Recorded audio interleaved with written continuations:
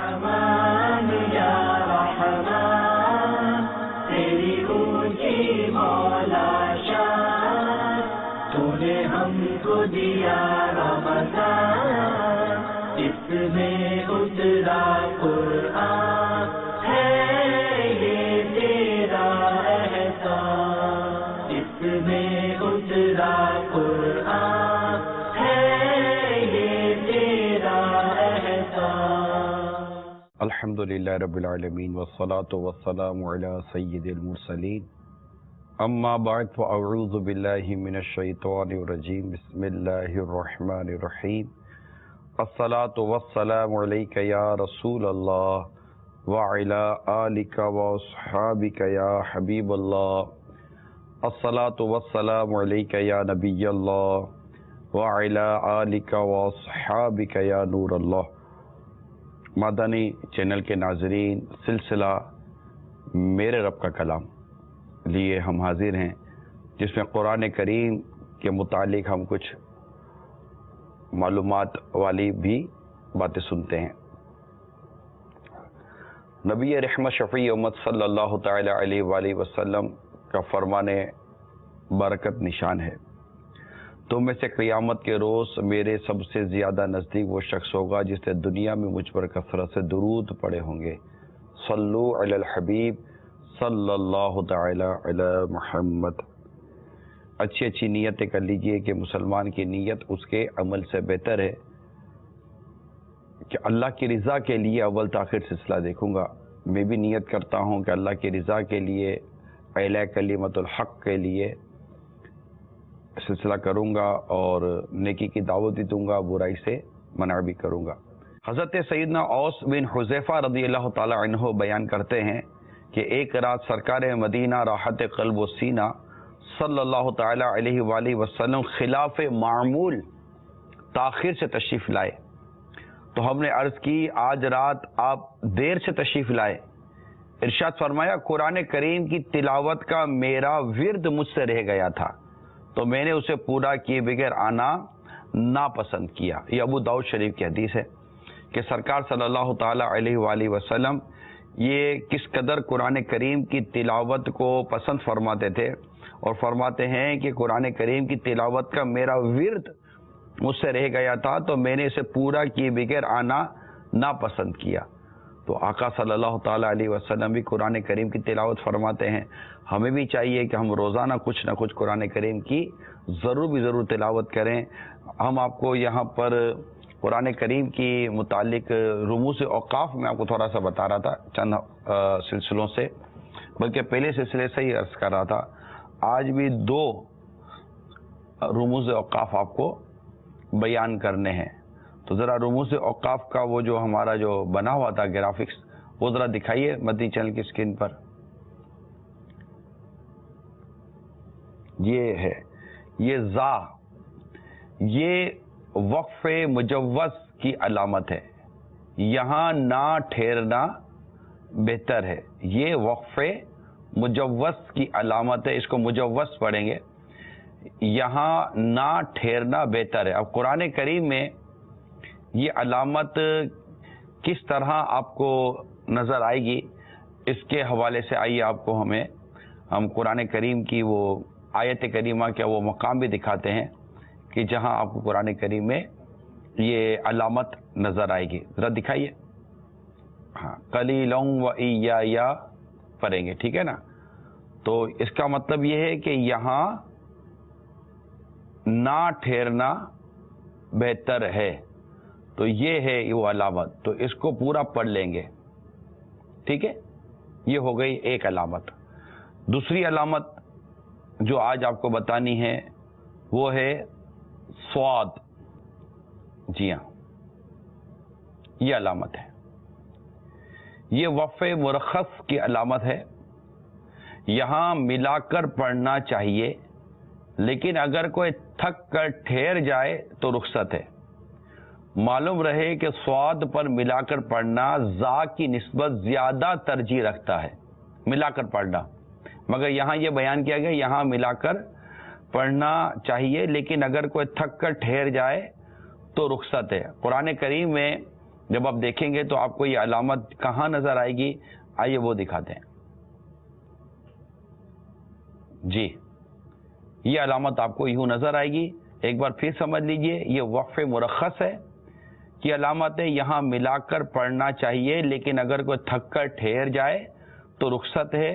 معلوم رہے کہ صاد پر ملا کر پڑھنا زا کی نسبت زیادہ ترجیح رکھتا ہے کہ یہاں پر ملا کر پڑھنا چاہیے. اللہ تعالی عمل کرنے کی توفیق عطا فرمائے.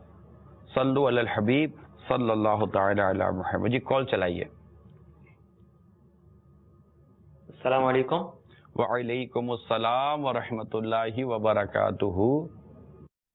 عمران بھائی، آپ نے کل بھی اپنے پروگرام میں یہ بتایا تھا کہ قرآن پاک جو ہے وہ صحیح انداز سے صحیح طور پر جو ہے وہ پڑھیں. تو اب جس کی عمریں زیادہ ہو گئیں، کوئی جوان ہو گیا، کوئی بوڑھا ہو گیا، شرم آتی ہے قاری صاحب کے پاس جاتے ہیں تو، یا پھر گھروں میں جو لیڈیز ہوتی ہیں، خواتین جو ہوتی ہیں، تو وہ کس طرح پھر جو ہے وہ اس طرح اپنا قرآن پاک پڑھیں؟ اس کا بھی کوئی حل دے دیں پھر. السلام علیکم. وعلیکم السلام ورحمۃ اللہ وبرکاتہ. دیکھیے قرآن کریم یہ ایک علم ہے، سیکھنا چاہیے، اور علم سیکھنے کے لیے کوئی عمر کی قید نہیں ہوتی. سب سے پہلی بات تو یہ کہ آپ کو ایک عمر میں اس کا احساس ہو جانا کہ مجھے قرآن درست سیکھنا چاہیے، یہ خود ہی ایک بہت ہی خوش آئند بات ہے کہ آپ کی عمر اگر 25 سال، 30 سال، 35 سال، 40 سال، 60 سال، 70 سال تک ہے، خواہ اسلامی بھائی یا اسلامی بہن، دونوں کے لیے میں عرض کر رہا ہوں. آپ کو اول تو یہ اگر احساس بھی ہو جاتا ہے نا کہ یار میرا قرآن پاک درست نہیں ہے اور مجھے درست کرنا چاہیے، یہ ہوا پہلا احساس. یہ فیلنگ آپ کی جو پیدا ہو رہی ہے، یہ فیلنگ بہت اچھی ہے. یہ فرسٹ اسٹیپ ہے جو آپ نے رکھ لیا. یہ پہلا زینہ تو جو آپ چڑھ گئے. اب دوسرے زینے پر پاؤں رکھتے ہوئے تھوڑا سا آپ کو گھبراہٹ یا شرم آ رہی ہے کہ یار میری عمر بڑی ہو گئی ہے، میں کیسے سیکھوں، یا گھر کی اسلامی بہنیں ہیں کہ ہم کیسے سیکھیں. دیکھیے آپ اگر سیکھنے کا ذہن بنا لینا تو پھر سیکھنا انشاءاللہ تعالی آسانی کی طرف لے کے چلے گا. مثال کے طور پر جیسے دعوت اسلامی کا شعبہ ہے مدرسۃ المدینہ آن لائن، آپ اس میں چاہیں تو داخلے کے لیے اپلائی کریں تو وہ آن لائن نیٹ کے ذریعے سکھاتے ہیں. اب ہر کسی کو نہ یہاں داخلہ مل سکتا ہے، نہ ہر کوئی نیٹ کے ذریعے سیکھنے کی پوزیشن میں آ سکتا ہے. مدرسۃ المدینہ بالغات یہ دعوت اسلامی کے مدارس ملک و بیرون ملک قائم کیے جاتے ہیں، جہاں الحمدللہ ہمارے اسلامی بہنوں کو، اور مدرسۃ المدینہ بالغان یہ ہماری مساجد وغیرہ میں قائم کیے جاتے ہیں، جہاں اسلامی بھائیوں کو قرآن پاک درست پڑھنا سکھاتے ہیں. اب دیکھیں آپ اسکول کالج پڑھنے کے لیے بھی تو گھر سے باہر ہی گئے تھے نا، ٹیوشن تو گھنٹوں کے بعد کو سر پڑھانے کے لیے آتے تھے. تو آج بھی لوگ کسی نہ کسی چیز میں جیسے ابھی مدنی چینل میں جیسے میں نے دیکھا ہے کہ مدنی چینل میں بھی کئی مجھے سے اسلامی بھائی ملتے ہیں جو مختلف کورسز کر رہے ہوتے ہیں. میڈیا کورسز آج کل بہت سنا چل رہے ہوتے ہیں، تو جناب میں یہ کورس کر آ رہا ہوں، تو وہ بھی 3-4 مہینے کا کورس کر آ جاتے ہیں. ایون کہ آپ نے ڈاکٹرز دیکھے ہوں گے، ڈاکٹرز بھی کورسز کرتے ہیں. تو اس میں میری مدنی التجا آپ سے ہے کہ اس میں شرمائی نہیں. شرم اس بات کی ہونی چاہیے کہ کل بروز قیامت اللہ تبارک و تعالیٰ کے حضور میں کیا جواب دوں گا. اگر مجھے قرآن پڑھنے نہ آیا، میں اسی طرح بغیر قرآن پڑھے، درست قرآن پڑھے اگر قبر میں اتر گیا اور مجھ سے سوال کیا گیا تو کیا ہوگا. دیکھیے قرآن کریم اپنے تلاوت کرنے والے کی شفاعت کرتا ہے. اب ہمیں تلاوت ہی نہ آئے، اور آئے تو غلط ہے. بہت سے قرآن پڑھنے والے ایسے جن پہ قرآن خود لعنت کرتا ہے. تو یہ جو درست قرآن نہیں پڑھتے اور غلطیاں کرتے ہیں، بڑی بڑی غلطیاں کر جاتے ہیں، ان سب کو ڈرنا چاہیے. اللہ تعالیٰ کا کلام ہے، ہمارے رب کا کلام ہے، جس زبان میں نازل ہوا، جس طرح اس کو پڑھنا، یہ میں ساری وضاحت شروع میں کر چکا ہوں کہ رکنے کا، غنہ کا، ملانے کا، اظہار کرنے کے سارے قواعد ہیں، یہ سیکھیں. الحمدللہ ہمارے یہاں فرض علوم کورس کے جو درجے شروع ہوئے تھے عالمی مدنی مرکز فیضان مدینہ میں، یہاں براہ راست قرآن پاک کا یہاں درجہ لگایا جاتا تھا. صبح تقریباً 9 ساڑھے 9 بجے مدنی چینل پر براہ راست دکھاتے تھے. اب جن خوش نصیبوں نے وہاں سے براہ راست لیا ہو تو مدینہ ورنہ دیکھیں ذرائع موجود ہیں. ایسا نہیں کہ ذرائع موجود نہیں ہیں, یا کسی اور اچھے سنی قاری سے آپ قرآن پاک درست کروا لیں. اور رہی بات اسلامی بہنوں کی, دیکھیں اس کی بیسیکلی ذمہ داری سیدھی سی بات ہے, ماں کی بھی تھی, بھائی کی بھی تھی, والد کی بھی تھی, کہ شوہر بیوی کو درست کرا دے, باپ بیٹی کو درست کرا دے, بھائی بہن کو درست کرا دے. اس طرح کوئی نظام بنتا تو کیا بات ہے مدینے کی. جی دوسری کال چلائیے.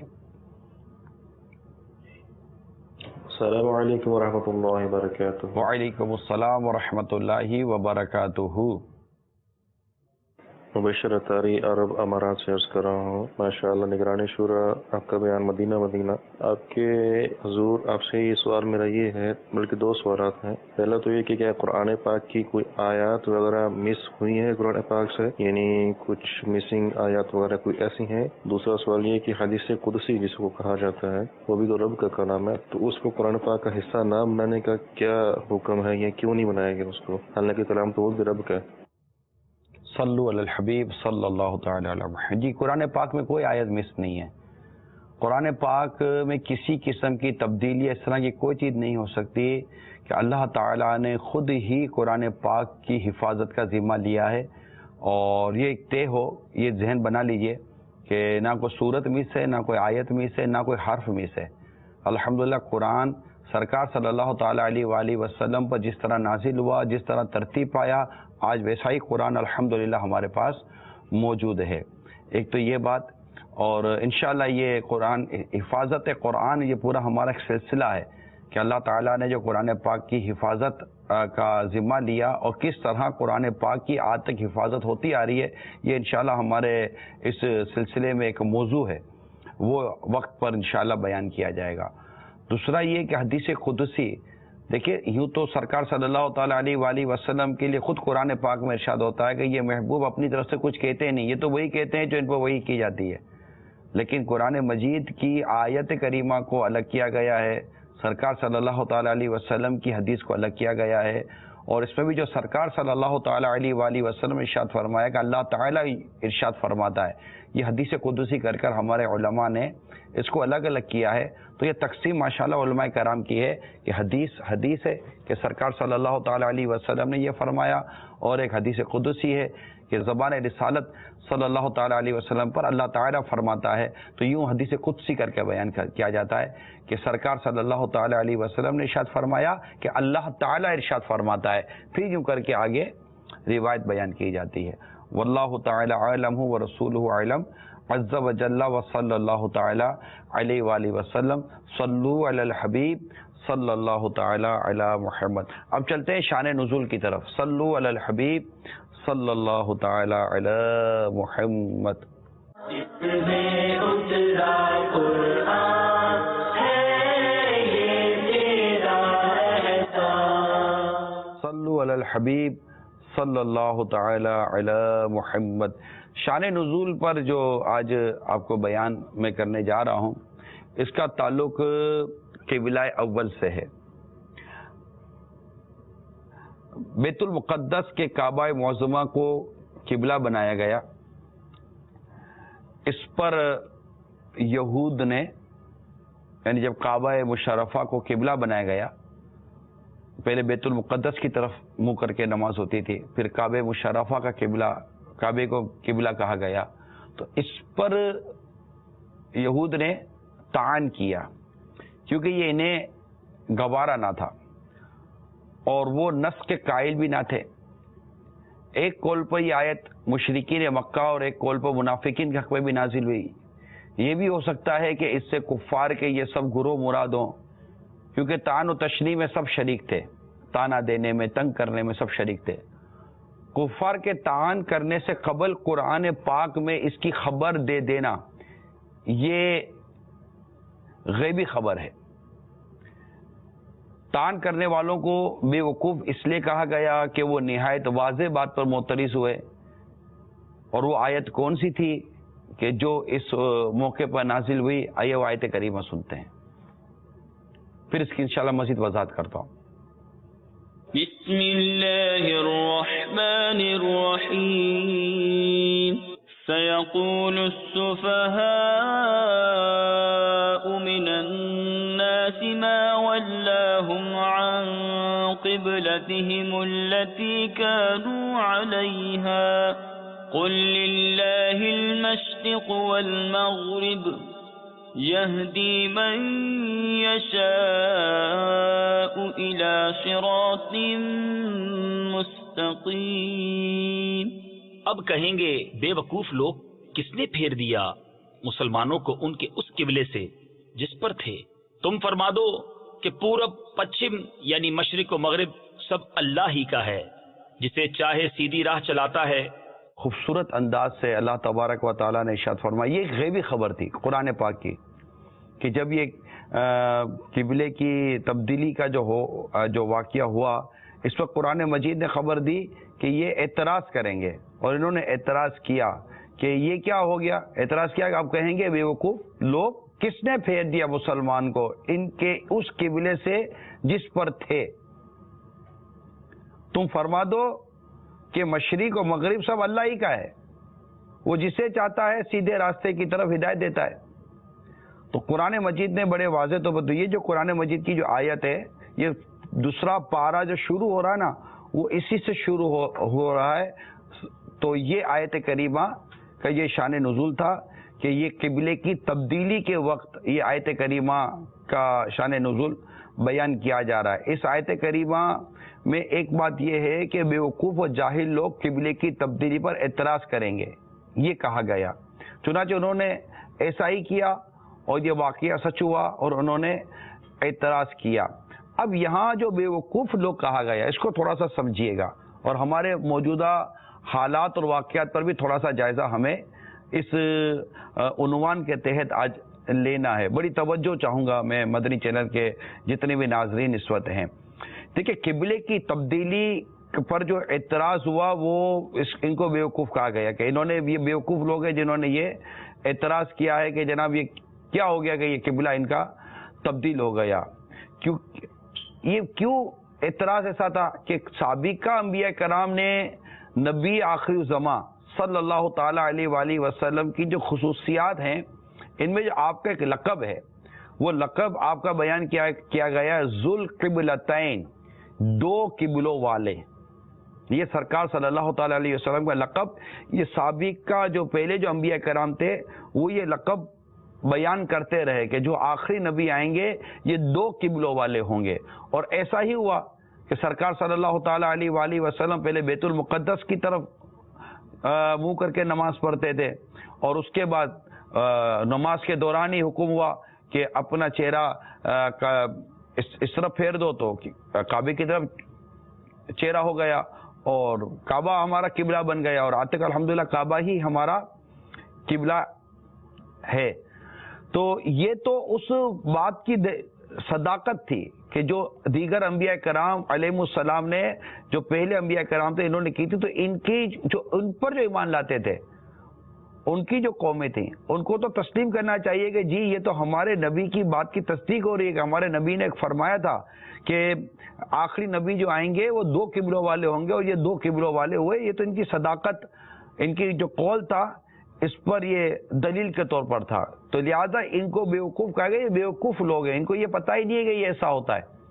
دوسرا یہ کہ یہ جیسے کوئی آج کل جو دور ہوتا ہے نا، اس پر ہم تھوڑا سا غور کرتے ہیں کہ اس آیت میں بیت المقدس کے بعد خانہ کعبہ کو قبلہ بنائے جانے پر جو اعتراض کرنے والوں کو بیوقوف کہا گیا، تو اس سے ایک بات پتہ چلے گی۔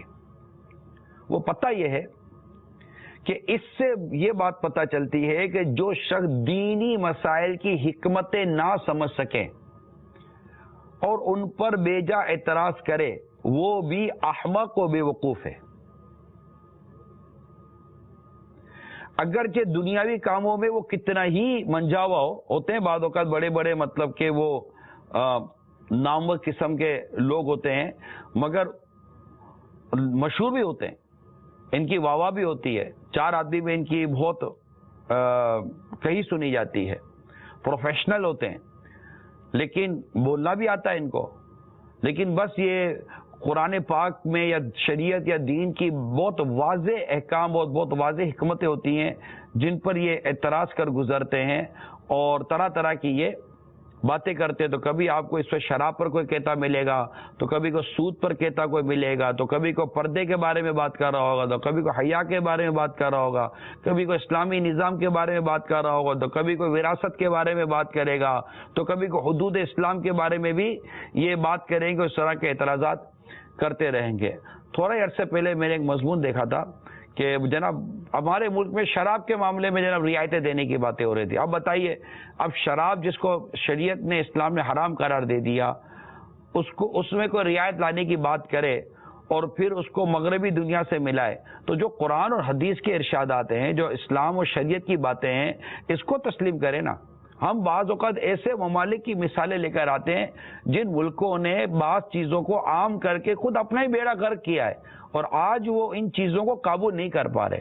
کوئی بے پردگی کے حوالے سے اکساتا ہے, پردے کے پر اعتراض کرتا ہے, تو جناب سود پر بات کرو تو جناب کسی کی سمجھ میں نہیں آتا کہ ان کو کیا پتا. بھائی بات یہ ہے کہ اگر کوئی مذہبی شخص آپ کو کوئی بات کر رہا ہے, اس میں قرآن مجید کی آیت بیان کر رہا ہے, اس میں آپ کو حدیث بیان کر رہا ہے, اس میں حکمتیں بیان کر رہا ہے, 1400 برس تک جو علماء حق جو تفسیر بیان کرتے آ رہے ہیں, جو حدیث کی شرح بیان کرتے ہوئے آ رہے ہیں, ایک شخص آپ کو واضح طور پر اس کے بارے میں ارشادات بیان کر رہا ہے اور آپ آج 4 کتابیں پڑھ کر بولو کہ نہیں یار ہماری سمجھ میں نہیں آتا, تو یہ درست نہیں ہے. ایسوں کو اس آیت کریمہ سے سبق حاصل کرنا چاہیے.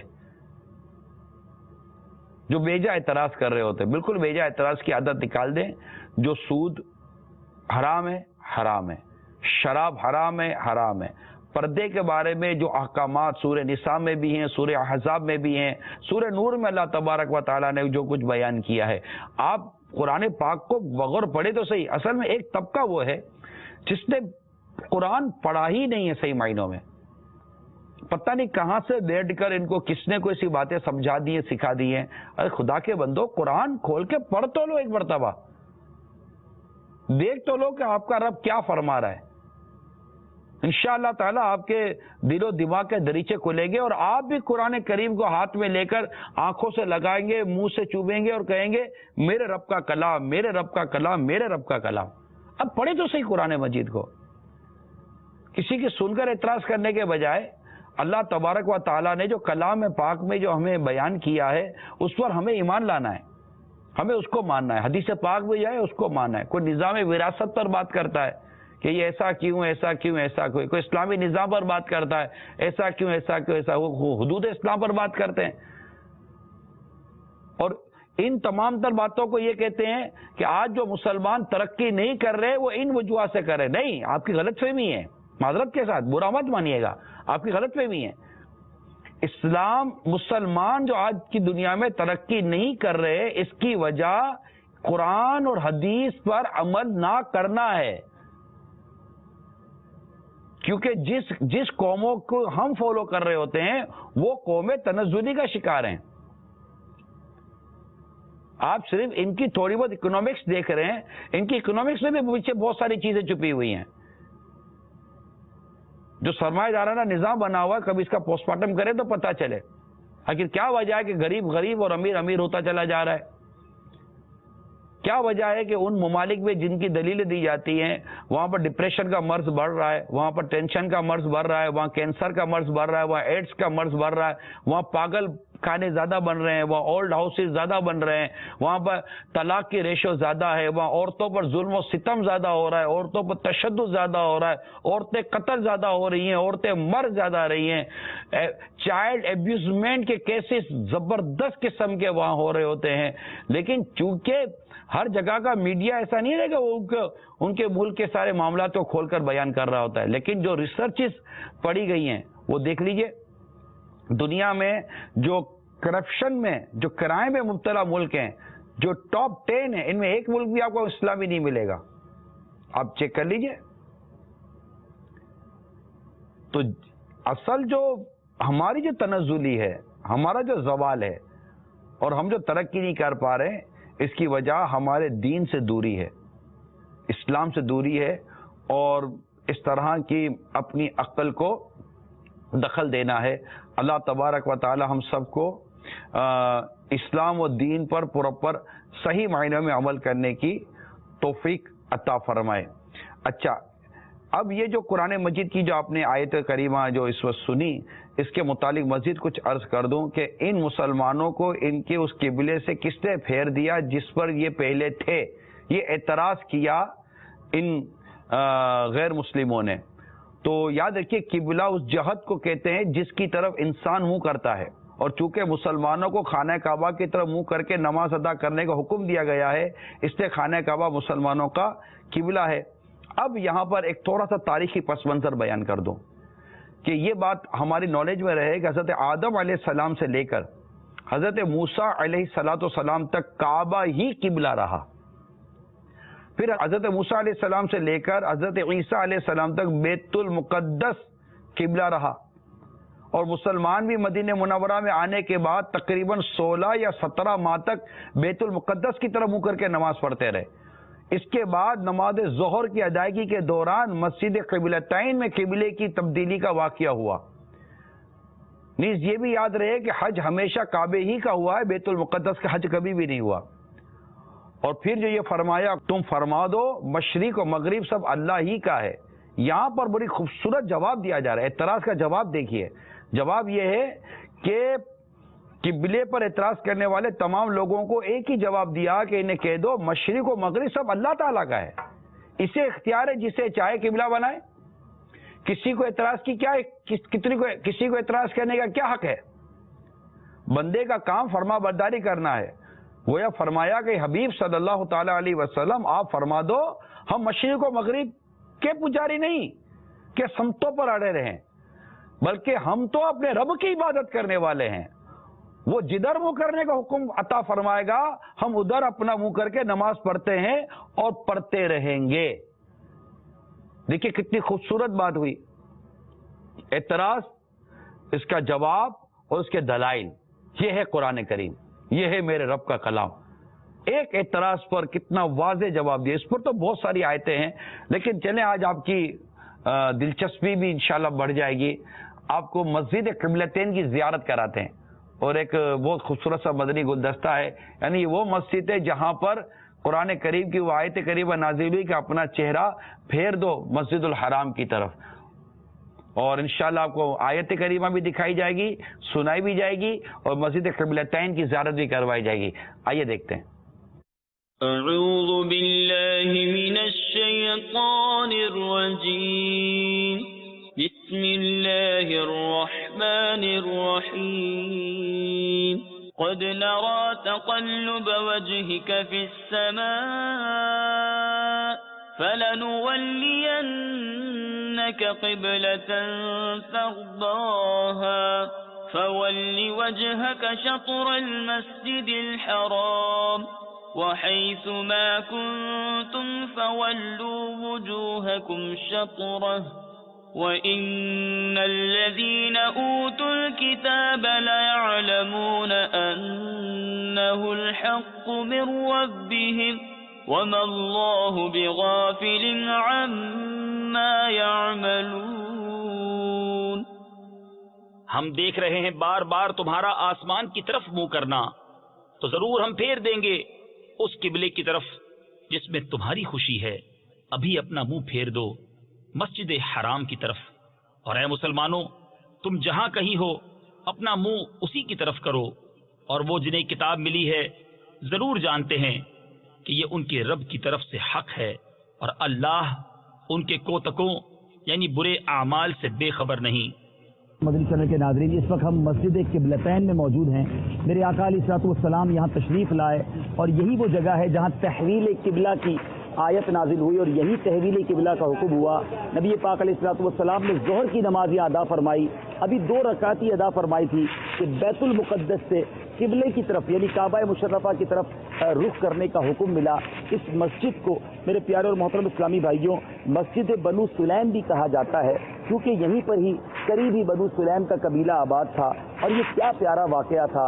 کفار مکہ نبی پاک علیہ السلام کو یہ کہا کرتے کہ تمہارا دین ہم سے الگ ہے مگر قبلہ ایک ہی ہے، مسلمان بیت المقدس کی طرف ہی رخ کر کے نماز پڑھتے ہیں۔ میرے آقا بار بار آسمان کی طرف نظر اٹھاتے اور میرے رب عز و جل کی طرف اس گویا یہ تمنا ہوتی کہ کاش مسلمانوں کا قبلہ جو ہے وہ کعبہ مشرفہ ہو جائے، اور یہ حکم نازل ہوا اور 2 رکعات کے بعد قبلے کی طرف حکم ہو گیا اور مسلمانوں نے اپنا رخ کعبہ مشرفہ کی طرف کر دیا۔ اعلیٰ حضرت کا وہ شعر یاد آ رہا ہے، کیا خوبصورت شعر ہے، خدا کی رضا چاہتے ہیں دو عالم، خدا چاہتا ہے رضائے محمد۔ الحمدللہ اب رہتی دنیا کعبہ مشرفہ کی طرف رخ کر کے نماز پڑھتی ہے۔ وہ محراب بھی دیکھ لیجیے، آج بھی نشانی کے طور پہ بیت المقدس کی طرف نماز پڑھی گئی تھی۔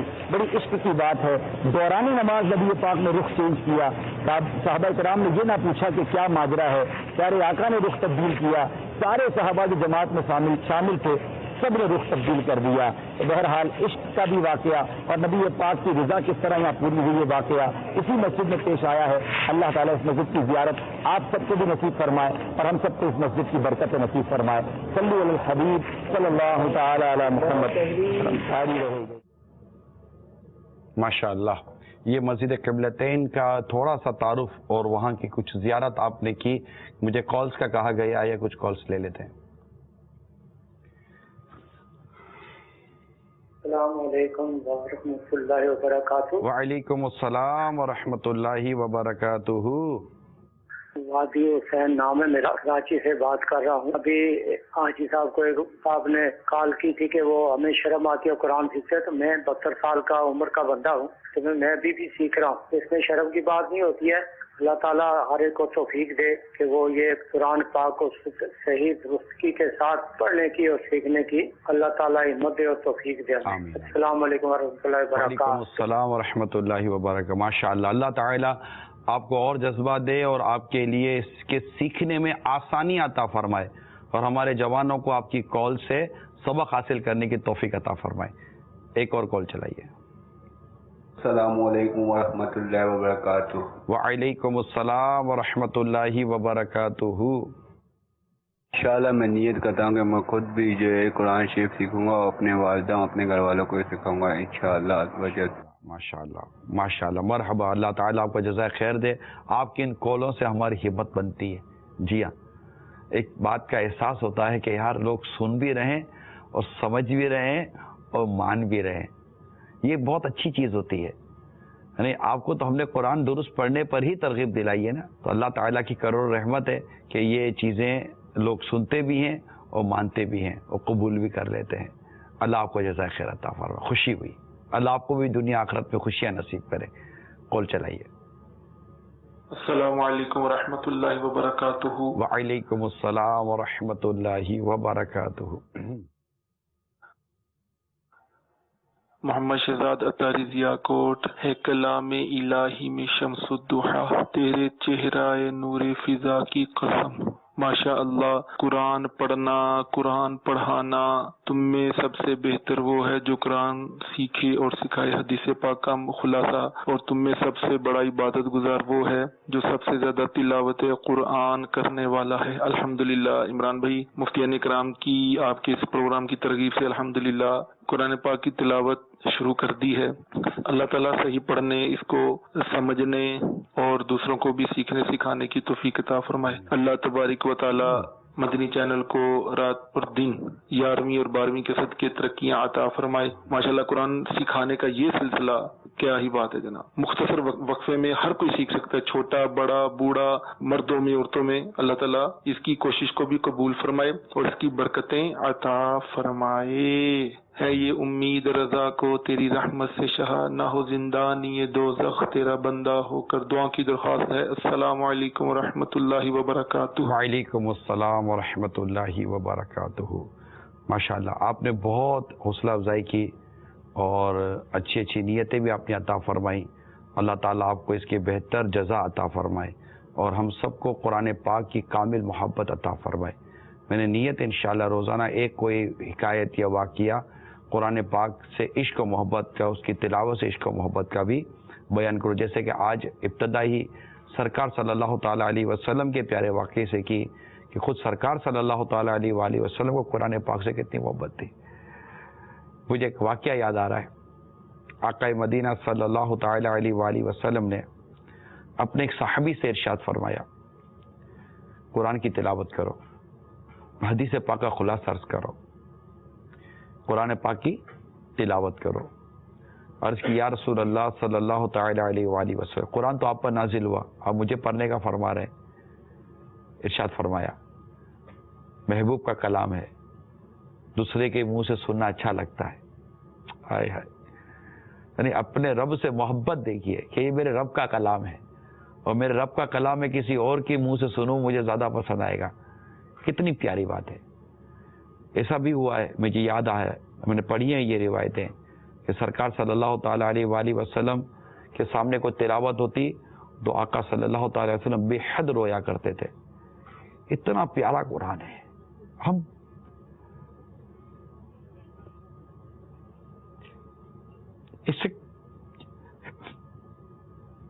اسے کھولے تو صحیح، ہم اسے پڑھے تو صحیح۔ اس میں اتنے مضامین ہیں، پیارے رب کریم نے ہماری ہدایت کے لیے، ہماری رہنمائی کے لیے اتنے سارے احکامات عطا فرمائے۔ میرے بندو یہ حرام ہے مت کرو، فلاں کی اجازت دی ہے، فلاں سے منع کیا ہے، مگر ہائے افسوس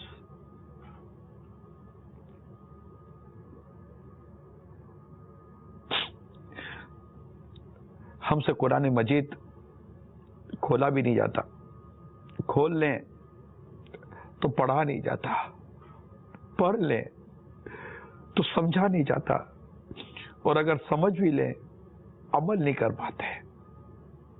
ہماری حالت بہت بری ہے۔ اللہ تبارک و تعالی ہم پر اس ماہ رمضان کے صدقے میں کرم فرمائے اور ہمیں قرآن کریم درست پڑھنے کی، روزانہ پڑھنے کی۔ یہ میرے رب کا کلام ہے۔ جس طرح روزانہ آپ کام سے چھٹی نہیں کرتے، روزانہ کھانے کی چھٹی نہیں کرتے، روزانہ پینے کی چھٹی نہیں کرتے، بہت سارے کام جب روز کرتے ہیں، کیا میرے رب کا کلام روز نہیں پڑھ سکتے آپ؟ کر لیں نیت، روزانہ پڑھا کریں، میرے رب کے کلام کو پڑھا کریں۔ توفیق بھی اللہ ہی دے گا، ہے کلام بھی رب کا، پڑھنے کی توفیق بھی اللہ دے گا، اور پڑھے تو ثواب بھی اللہ دے۔ کیا اس کی کریمی ہے، اس کی کریمی ہے، اس کی کریمی ہے۔ میرا رب بڑا کریم، بڑا رحیم ہے۔ اللہ تعالی عمل کرنے کی توفیق ہمیں نصیب کرے۔ اتنا پیارا ہے یہ میرے رب کا کلام۔ حدیث پاک میں آتا ہے جس طرح لوہے کو زنگ لگ جاتا ہے، اس طرح دلوں کو بھی زنگ لگ جاتا ہے۔ عرض کی کہ دلوں کے زنگ کا کیا علاج ہے؟ ارشاد فرمایا قرآن کریم کی تلاوت اور موت کی یاد۔ تو موت کی یاد بھی اور قرآن کریم کی تلاوت، یعنی جب ہم قرآن پڑھتے ہیں تو گویا کہ اللہ تعالیٰ کی رحمت نازل ہوتی ہے، رحمت کا می برستا ہے اور دلوں کا زنگ یہ دھلتا ہے۔ کال چلائیے۔ میرا نام فاطمہ تاریہ ہے، آپ کا سلسلہ بہت اچھا ہے۔ میرے رب کا کلام، میں کراچی سے بات کر رہی ہوں۔ اللہ تعالیٰ آپ کو سلامت رکھے اور میرے لیے دعا فرمائے۔ میں پڑھائی میں دھیان رکھوں اور عالمہ بننا چاہتی ہوں میں۔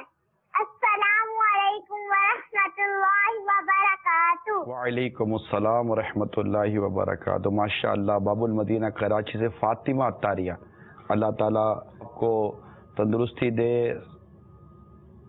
آپ کو سنتوں بھری عافیت بھری طویل زندگی دے، آپ کو آپ کی ماں باپ کی آنکھوں کی ٹھنڈک کرے اور آپ کو قاریہ بنائے، آپ کو عالمہ بنائے، آپ کو مفتیہ بنائے۔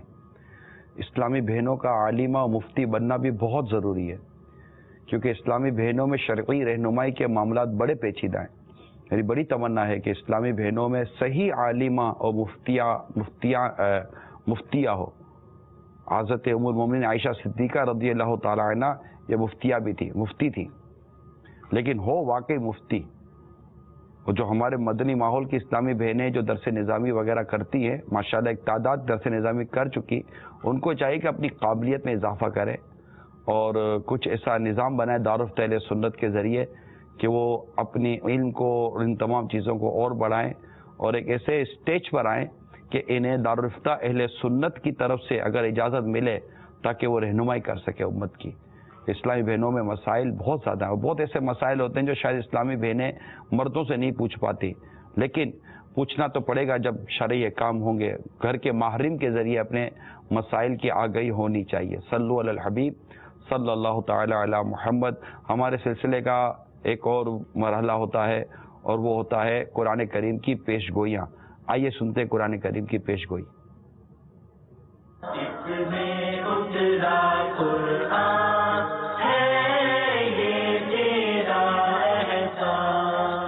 پیش گوئی کا تعلق ہے یعنی کفار نہ دین اسلام کو ختم کر سکیں گے اور نہ حضور صلی اللہ تعالی علیہ وسلم کے ذکر خیر کو روک سکیں گے. یہ قرآن مجید کی پیش گوئی ہے اور یہ پیش گوئی قرآن مجید میں کہاں بیان کی گئی ہے؟ یہ سورہ توبہ کی آیت نمبر 32 سے بیان کی گئی ہے. آئیے اس کی تلاوت سنتے ہیں.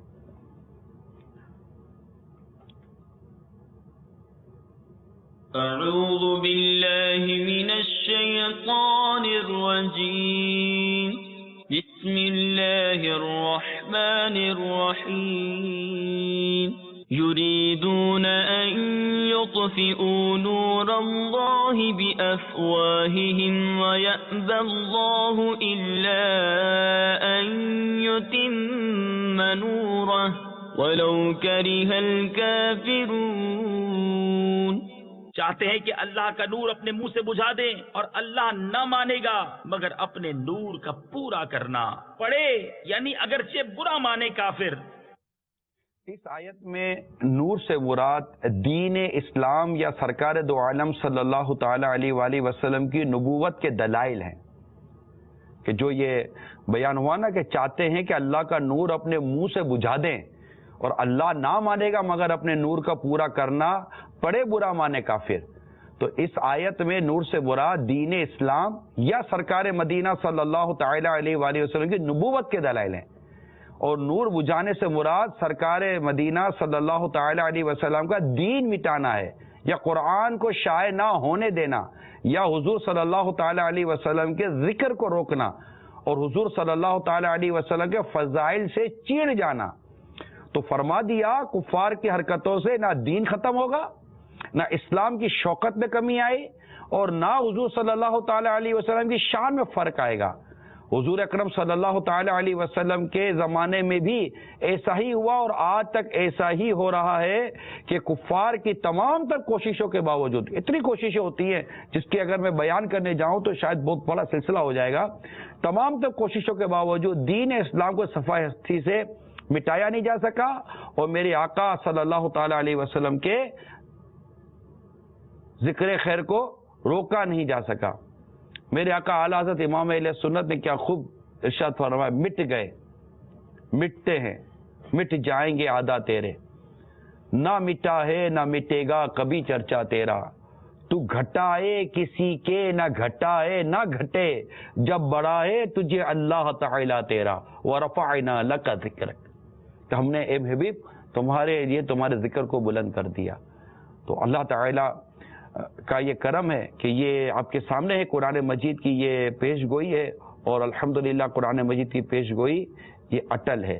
اللہ تعالی ہمیں قرآن پاک کو پڑھنے کی توفیق عطا فرمائے, سمجھنے کی توفیق عطا فرمائے, اس پر عمل کرنے کی توفیق عطا فرمائے. صلو علی الحبیب صلی اللہ تعالی علی محمد. رحمان یا رحمان تیری اونچی مولا شان, تو نے ہم کو دیا